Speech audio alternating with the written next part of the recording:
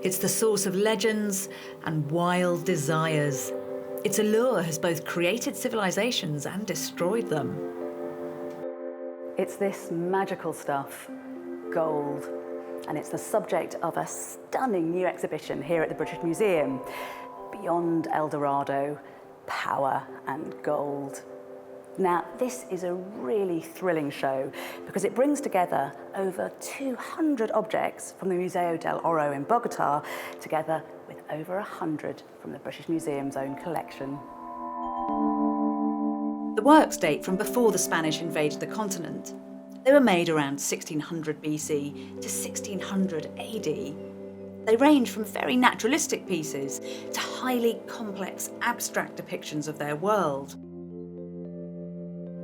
All these objects are incredibly finely worked. They're obviously very valuable, and they also seem to carry their own kind of special stories. So it's hardly any surprise that Europeans who heard travellers' tales of these riches were bedazzled and went in search of a fabled lost city, El Dorado. But actually, that was a bit of a mistake, because El Dorado isn't a place, it's a person. El Dorado is a myth.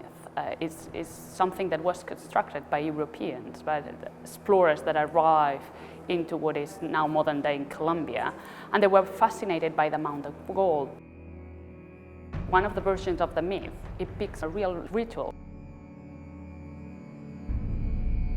A chief was fully dressed in gold powder from head to toe, and then with all these gold adornments, and he was placed at the center of a raft with his 4 attendants around him.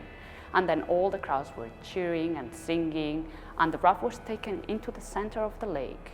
And all the attendants threw all these precious offerings of gold, emeralds, and other materials into the lake to connect with the supernatural.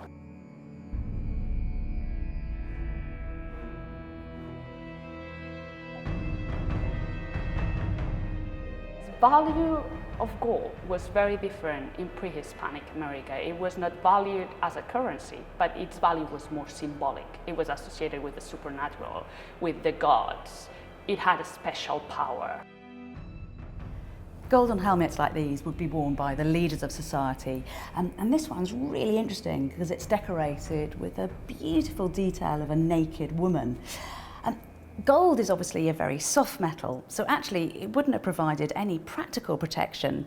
This was symbolic. If you like, it's a bit of kind of metallic theatre, emphasising the wearer's potency and their piety. These objects are remarkable achievements of technical and artistic skill. Now, this is a great little thing called a poporo. It's obviously a man, very definitely male, with lovely erect nipples. But it's not just a figure, this is actually a container. Now, it's really fascinating how these things were used. Originally, this would have contained lime, which was made from crushed up seashells. And you'd get the lime out by dipping in these golden pins here, and then adding it to the infamous coca leaf to enhance the effects of the coca.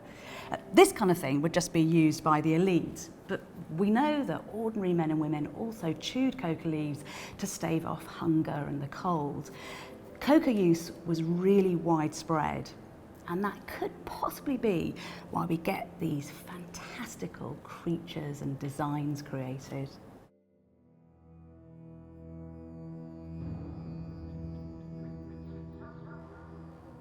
This gorgeous little piece could well be over 1,000 years old, and I just love it because it's so brilliantly surreal. It's a kind of crazy hybrid between a bat and a man.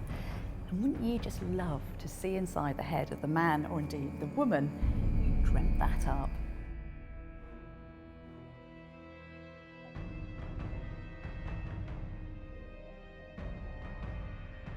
This exhibition is obviously packed with world-class art, but what is so delightful about coming here is that when you see the objects face to face, you feel really close to the people who created them.